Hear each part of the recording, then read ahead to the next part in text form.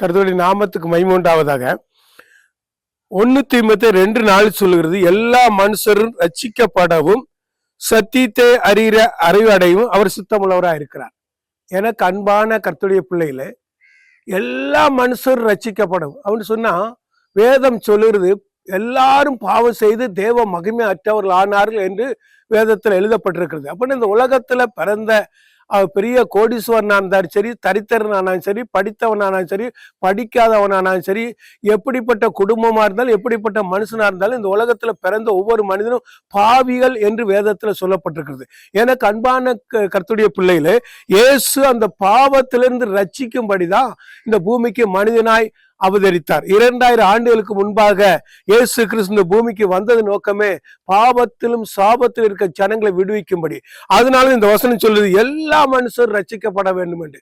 இன்றைக்கு ரட்சிப்பை இலவசமாய் பெற்றுக் கொள்ளலாம். நம்ம இன்னைக்கு ஒரு பொருள் வாங்கணும்னா அதுக்கு பணம் கொடுக்கணும், ஏதாவது கிரயம் செலுத்தணும். ஆனால் இந்த ரட்சிப்பு மட்டும் இயேசு உங்களுக்கும் எனக்கும் இலவசமாய் கிருபையாய் கொடுக்கிறார்.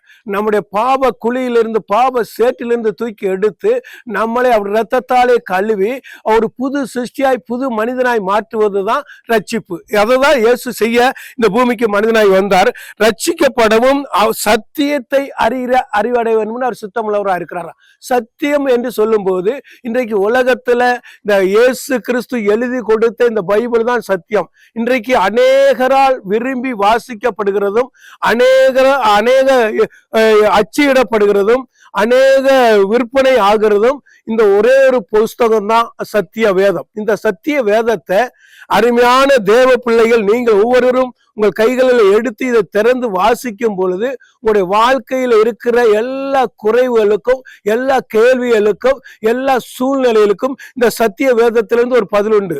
அப்போ இந்த ரட்சிப்பின் அனுபவத்தை பெற்றுக்கொள்ள வேண்டும் என்று சொன்னா இந்த சத்திய வேதத்தை வாசிக்க வேண்டும். எனக்கு அன்பான கர்த்தருடைய பிள்ளைகளே, ஆண்டவராய் இயேசு உங்களையும் என்னை நேசித்துதான் தம்முடைய சொந்த இரத்தத்தை இந்த பூமியிலே சிந்தினார். அந்த இரத்தம் ஒரு மனிதனை கழுவும் போது அவன் ரட்சிக்கப்படுகிறான். அந்த இரத்தம் ஒரு மனிதனை சுத்திகரிக்கும் போது அவன் ஒரு புது சிருஷ்டியாய் மாறுகிறான். இந்த ரட்சிப்புக்கு நாம் என்ன செய்ய வேண்டும்? முதலாவது இயேசு கிறிஸ்துவின் இரத்தத்தால் தன் பாவங்களை கழுவ ஒப்பு கொடுக்க வேண்டும். வேதம் சொல்லுறது 1 யோவான்ல சொல்லப்பட்டிருக்கிறது, இயேசு கிறிஸ்துவின் இரத்தம் சகல பாவங்களை நீக்கி சுத்திகரிக்கும் என்று.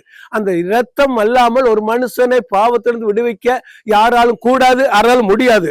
அதனால அவருடைய இரத்தம் நம்முடைய பாவங்களை கழுவி சுத்திகரிக்கும் போது நாம் அவருடைய பிள்ளையாய் மாறுகிறோம். அன்றைக்கு அநேகர் என்ன சொன்னா, நான் என்ன பாவம் செய்தேன்னு சொல்லி, நம்முடைய பார்வையில பாவம், நம்முடைய பேச்சில பாவம், நம்முடைய சிந்தையில பாவம், நம் நடக்கிறது போறது வருகிறது எல்லா இடங்களிலும் பாவம். இந்த பாவத்திலிருந்து விடுதலை வேண்டும் என்று சொன்னால் இயேசு கிறிஸ்துவின் ரத்தம் மட்டும்தான் அந்த ரட்சிப்பை கொடுக்க முடியும். எனக்கு அன்பான கர்த்தருடைய பிள்ளையிலே, ஏசாயா தீர்க்கதரிசியில் வாசிக்கும் அங்க சொல்கிறார், அவரை நோக்கி பார்த்த யாவரும் ரட்சிக்கப்படுவார்னு சொல்லி. அப்போ இயேசுவை நோக்கி பார்க்கணும். தன் பாவங்களை மறைக்கிறவன் வாழ்வடைய மாட்டான். அவைகளை அறிக்கை செய்து இயேசுவின் இரத்தத்தால் கழுவப்படும் போது அவன் ரட்சிக்கப்படுகிறான். எனக்கு அன்பான கர்த்தருடைய பிள்ளைகளே, இந்த ரட்சிப்பை பெற்றுக் கொள்வதற்கு இயேசுவை நோக்கி பாருங்கள், அவர் இரத்தத்தால் கழுவப்படுங்கள்.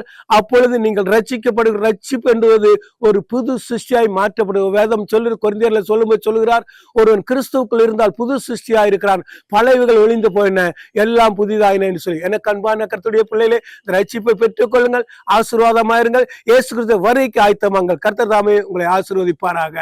ஆமேன், ஆமேன், ஆமேன்.